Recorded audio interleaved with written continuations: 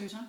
Så første uge af vores Skin Perfection Challenge ved at gå på held, og mit førstehåndsindtryk af alle de produkter, vi modtog med posten, var, wow, det er tøseprodukter.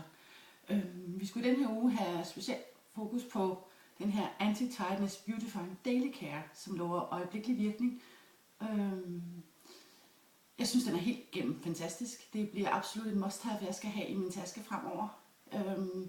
Det jeg godt kan lide ved den, det er, at det er en tube. Det synes jeg er meget lækkert.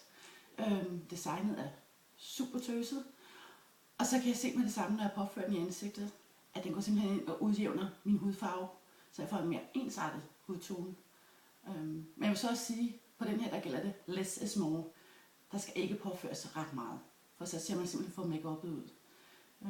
Jeg bruger den hver morgen. Jeg har den med i tasken overalt, medmindre min datter napper den før mig.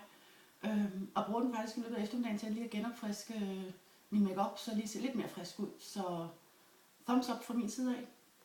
See you girls!